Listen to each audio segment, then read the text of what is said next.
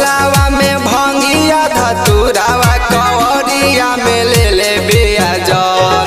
झोलावा में भंगिया धतुरावा कवरिया में ले ले बिया जल। थके गइल होई हमर पगली गइल बिया पैदल देवघर। थके गइल होई हमर पगली गइल बिया पैदल देवघर। एतने बायर जिए बाबा करी ना समस्या के हल। थके गइल होई हमर पगली गइल बिया पैदल देवघर। थके गइल होई हमर पगली गइल बिया पैदल देवघर।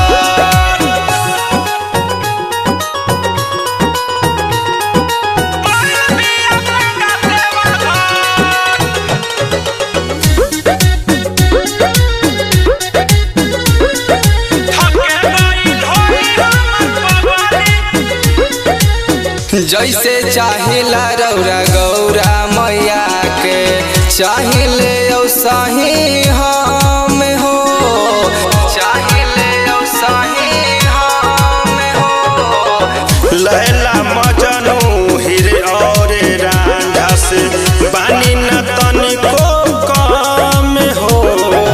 छोड़ी के ही प्यारे मोहब्बत भगती में डूबल आज कल।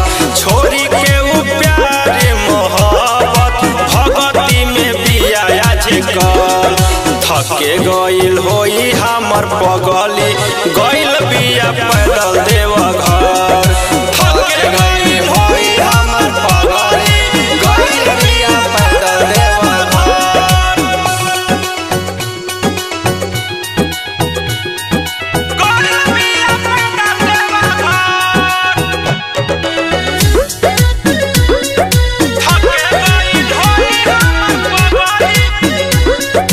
Music by Arya Babu.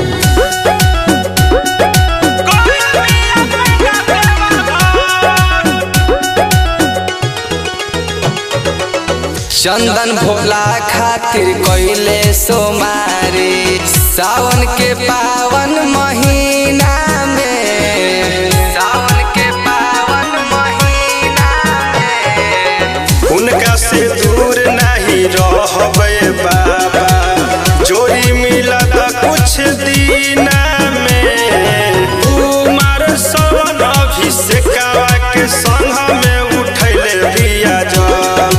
Kumar सवन अभिषेकवा के संग में उठैले बिया जल।